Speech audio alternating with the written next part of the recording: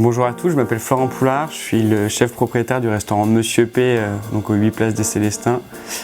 J'ai 30 ans et on a ouvert ici avec mes associés, donc Jean-François Tête-Douai et Lémi Brou, en janvier 2020, en sachant qu'avant Monsieur P se trouvait au 14 rue Royale pendant 2 ans et demi, qu'on a vendu pour venir s'installer ici.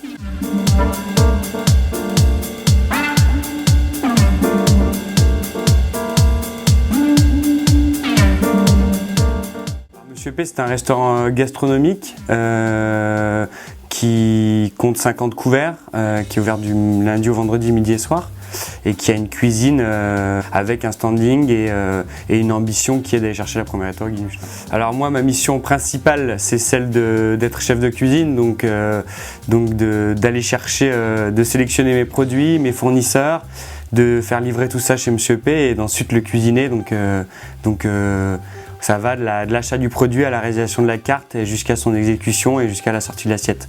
Donc ça, c'est mon boulot principal qui est celui de chef de cuisine. Et après, bien, avec le soutien de mes associés, il y a celui du chef d'entreprise. Donc tout ce qui se passe derrière, c'est-à-dire la compta, les chiffres, en sachant que c'est le travail de Lémi, c'est le trio qui veut ça et qui fait la richesse de notre association, c'est que chacun a son poste.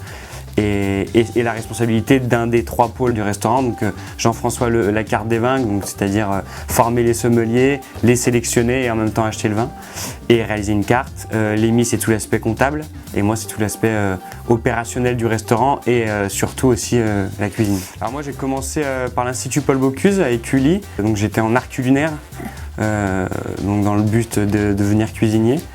Et ensuite j'ai eu la chance de faire différents stages, donc j'ai commencé à Mionnet dans l'Inche, à La Chapelle, qui était l'un des plus grands cuisiniers de son temps. Enfin, c'est un monsieur qui est mort dans les années 90, mais son restaurant était un restaurant de renom.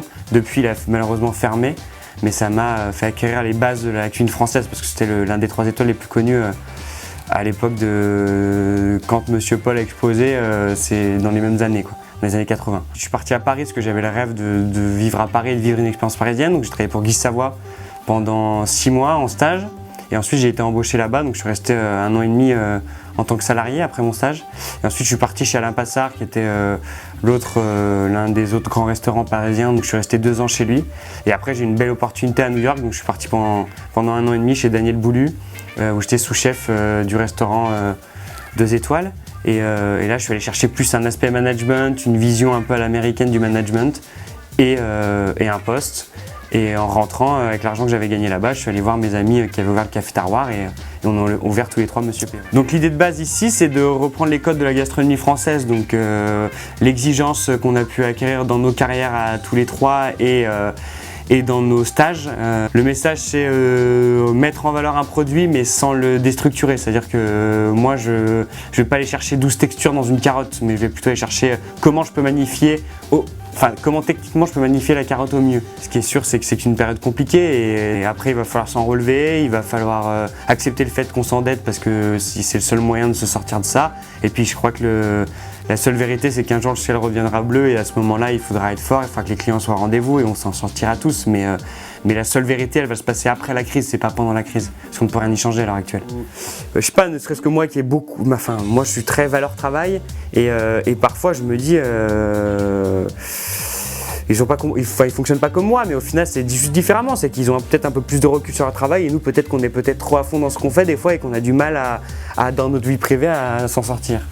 Je crois qu'il faut, la première chose fondamentale, c'est qu'il faut croire en ses rêves dans le sens où il ne faut pas avoir peur d'y aller dans l'ordre du raisonnable. C'est-à-dire que ouvrir un restaurant, c'est comme ouvrir n'importe quelle autre entreprise.